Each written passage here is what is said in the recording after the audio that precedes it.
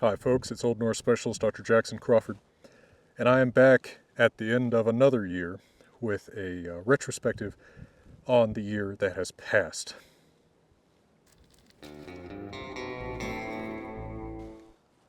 Well, once again, I'm back in Wyoming at the end of the year in the Wind River Valley. So let me reflect on what's happened this year in the realm of YouTube and Patreon. This was the year when, for the first time, Patreon actually exceeded CU Boulder or any other university as my number one source of income. That in itself is truly remarkable when you consider the generosity of hundreds of people, almost 1,000, that involves every month. Now, for those who would like to see me go into online education full-time, unfortunately, CU Boulder is still where I get my health insurance, so you're not going to see a full-time switch to online education to, I don't know, educational wildcatting anytime real soon. But it's just amazing that that's even something that isn't just inconceivable, right? That these videos have had that kind of success. As far as the actual videos themselves go, probably the biggest development has been the introduction of a microphone. There were so many people who complained for so long about my volume, because by nature I'm a somewhat soft-spoken person, I think, and also I tend to go out into these beautiful places where I'm not exactly in a soundstage, right, where my voice is echoing off the walls and there's wind and there's other kinds of noises. So the microphone, though an expensive investment, was a big investment in making the videos better, and I definitely notice the difference myself when I go back and I happen to listen to a video that's older than October, whenever exactly I got this microphone. That's been a big deal. Another big deal was I hired an assistant, Stella. If you have contacted me through my website, you have talked to Stella, and just having someone else to handle all of that email that I get now that there's a certain amount of well, the smallest possible kind of fame attached to my name. Well, there's just people, there's hundreds of people, thousands of people with questions about Old Norse and stuff, and I can't handle it. So Stella saves me a day or 2 days of work every week just handling that. So that has been a big deal. Thank you, Stella. I did a lot more very long form, very deep dive style videos in 2018 than I had done before, mostly in my series about the poems of the Poetic Edda. So I did Studying Havamal in Old Norse. I think that was a 6 or 7 or 8 part series. I can't even remember now. There was the Volspa one, which I think was a series of 5. And then I still actually haven't finished the deep dive of Grimnismal, because what I have left is the very end where Odin reveals his names, and I know people want a real deep dive into the meaning of each one of those names, and I just haven't been able to take the time during this busy semester to put together all that information that I want to present to you in that video. So what I've done in those videos, for those maybe who don't know what they are, because you see the title, Studying Havamal in Old Norse, whatever, you may not realize what it is, but I go through each stanza of that poem in Old Norse, and I'm not talking about my translation per se. I'm trying to explain what the Old Norse says and talk about how one might interpret something if it's questionable, so you, even if you don't know Old Norse, can kind of see why translators might differ about something. So you can have a sense of what the most literal translation of the stanza might be, if one were inclined to translate hyper literally, as no translator has really done exactly. I mean, my translation is pretty literal, more literal than I think a lot of people who know the Old Norse realize, because it often differs from older translations which people are comparing it to. But to be utterly literal, and even leave out the words that Old Norse leaves out, because of course Old Norse does leave out a lot of words that are necessary in an English sense. To see that, the naked text, as it were, check out those videos. Of course, those videos were never, or haven't been, amazingly popular or anything like that, which makes the sheer amount of work that goes into them slightly discouraging. But then, whatever, for the audience that I think is really hardcore about understanding the Eddic poems, I think that they have found their place. As far as my books go, this has been the best year yet for sales of any of my books. In fact, just earlier this month, the week of shopping before Christmas was the best week ever for the Poetic Edda. Some 500, 600 something copies sold. That was pretty amazing. And that's just the physical book. I also had the huge surprise this year of the audiobooks coming out, or being produced, and one of them coming out. So Blackstone Publishing approached my publisher Hackett this summer about putting out audiobooks of my translations of Old Norse literature. So far the Poetic Edda, and then the Saga of the Volsungs with the Saga of Ragnar Lothbrok. And a good deal was struck, and so many people had insisted that I be the narrator. Apparently, at least according to a magazine article about me at the University of Colorado, I have a dulcet baritone, or some claim so. There's always people that hate my voice. I tend to get more emails from them. But then also the fact that it would be hard to teach somebody else that pronounced 800 Old Norse names. So I got to narrate the audiobooks. I got to spend a couple weekends in Coop Studios in Boulder, Colorado, where I sat with a $12,000 microphone in my face, feeling like a rock star while sound engineers worked the dials and buttons and such in the other room. It's pretty cool. So the Poetic Edda audiobook is already out. It seems to have done fairly well with its intended audience. I think it's reaching people that didn't have time to pick up the physical book, and I think it may be the only Poetic Edda audiobook that's out there. It certainly is the only one that I know of that isn't like one of the public domain ones. So I've been pleased with that.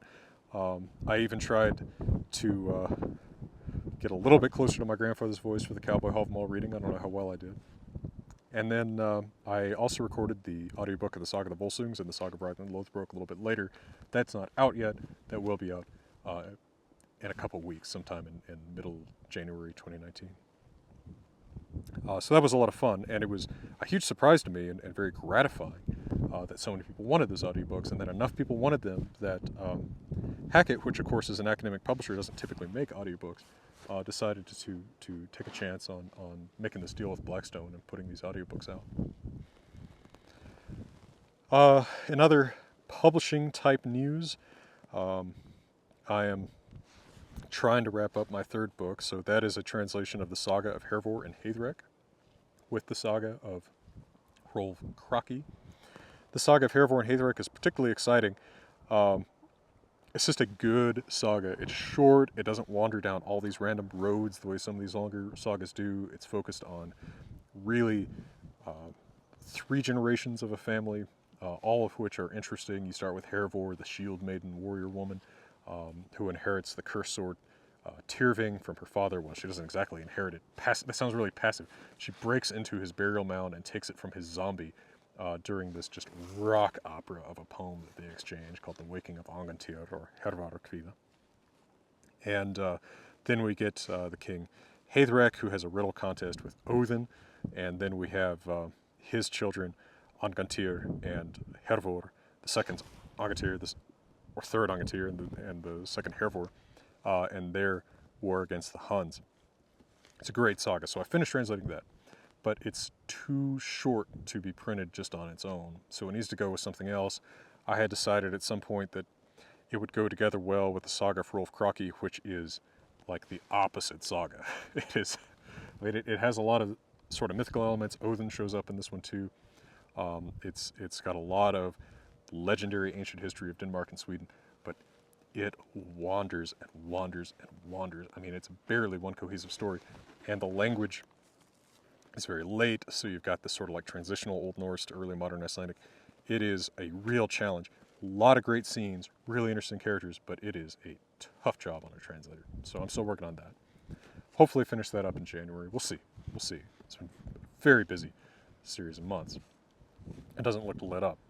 And then I also am in probably pretty final talks with Hackett about a little surprise book Of course, my translation of the Prose Edda is the next major project after the saga of Hervor and Haetheric and the saga of Rolf Kraki. But another thing we think we can put out probably next year, little special something, let's just say that those of you who are fans of Odin may appreciate it. I'll say no more, for I cannot.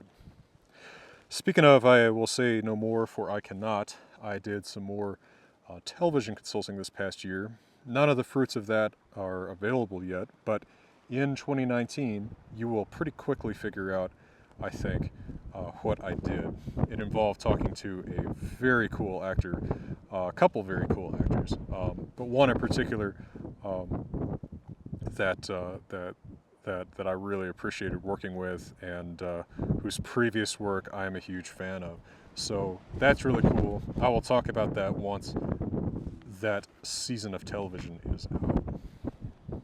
In work news, I've had some great students at the University of Colorado Boulder, some great colleagues, made some great connections there. It's been very nice to be back in Colorado, back in the Rockies more generally. There was the really strange coverage of me in this online magazine. Actually, I was the front page story on colorado.edu for about a week. That was unusual. And then a reporter interviewed me for the alumni magazine, the print magazine.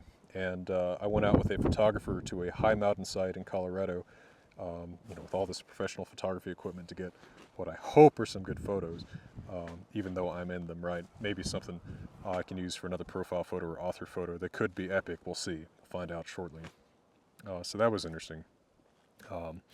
Teaching classes of 150 or more students, which I have to do contractually. I am required to teach a class of 150 or more every semester. Of course, any of these classes, Vikings, Sagas, Norse Myth, whatever, fill up that fast the first day they're open. So it's not like it's hard to get that many students, but the dynamic of a class of that size is just terrible. I mean, as someone who has been teaching since 2007 and doing a good job of it, it is demoralizing to deal with that many students at once, because you're not even the same species in a group that size, right? I can teach the exact same size, or I can teach the exact same class to a class size of 30 and a class size of 180, and it's not the same class, right? What's 50 minutes in that class size of 30 is 25 minutes in the class size of 180, because nobody asks questions, nobody's interested, right? The few people who are interested keep their mouths shut because there's peer pressure against them. It is not fun, but that's just the direction that universities as a whole are going, and not much I can do about it. In reading and listening, I revisited a lot of classics, as I often do. I revisited Robinson Jeffers' Cawdor, probably my favorite poem by my favorite poet. Revisited the Border Trilogy by Cormac McCarthy, my favorite novels. Didn't read a whole lot that was new and that notable. Tried some various new things, nothing that immediately sticks out in my memory. Podcasts. Of course, I've been enjoying Last Podcast on the Left. That is not a political podcast, although people often misinterpret it as one because of the title. It's a podcast. I mean, it feels funny for me to have to explain this because it's, I think, the biggest podcast in the United States right now, but it's a podcast about just weird stuff, right? About cults. I think those are the most interesting episodes. The cult episodes are about like aliens and Bigfoot and things like that, and the people that believe in them. It's really pretty interesting. Even the subjects that I don't think I'm usually going to find interesting going in, because I'm really not a gore kind of guy. They talk about homicide cases and things like that. Very interesting. So that's been interesting. I follow on another end of the spectrum. I follow I Know Dino, a big dinosaur podcast, where I get my weekly dinosaur news. It's fairly well established that I'm a dinosaur nerd. I listen to Firearms Nation for just gun news and competition tips and things like that. And then, I won't get into any politics podcasts I listen to, but some pretty good ones out there. And then in stuff news, keep in mind, once again, Europeans and Metro Americans, this is the part of my life in which I am most a redneck.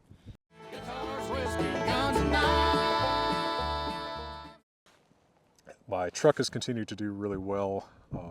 I was driving around with my brother in a tight canyon where I really shouldn't have, and I got some damage on a door, so I guess it's got some character to it, as my father says.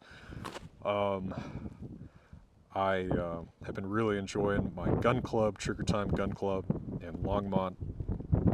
Wonderful people, wonderful place. I'm actually making a favorite places video about that, but I've got 5 hours of footage, so it's taken me a long time to edit, and I want to do it right because they deserve for me to do right by them. Great place. You know, it's kind of funny. I was just thinking along those lines. Last year, I had shot a Glock for the first time, and I said something about that in the video just because it was a recent event when I made the video, and so it kind of stuck out of my mind.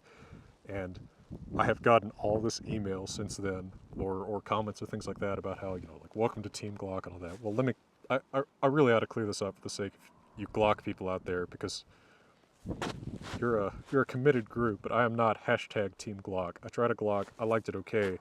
I never shot a Glock, like, competitively or anything like that. It's not my kind of gun exactly, or anyway, I tried them, you know, it was a phase. But I've gone back to my single action roots. In competition, I've shot 6-hour P226 Legion. Really like that gun. I like all the Legion series down to the P938 Legion, which is miles ahead of the normal P938. If you haven't tried the P938 Legion, the Legion takes everything I didn't like about the P938, my thumb hitting the mag release, and the size just being like a little bit too small, and makes it just right. So I shot the P226 Legion in some competitions. I've also shot my 1911. I'll show you my baby since I'm here. I've got this Nighthawk tri-cut carry. It's in 9mm. Of course, Nighthawk Custom is a pretty premium pistol. I'm not normally inclined to spend that much on anything, but everybody at the club said that was a Jackson gun, and let me just say I have wonderful friends there, and leave it at that. So that's a look back at the year that's passed. I managed to spend virtually all of it in Colorado and Wyoming, which is a victory by every definition in my book. This is where I love to be, and thanks to the University of Colorado and thanks to my Patreon supporters, this is where I get to be. Just like last year, let me say a special thanks to the people who helped me in managing this media empire, small as it may be.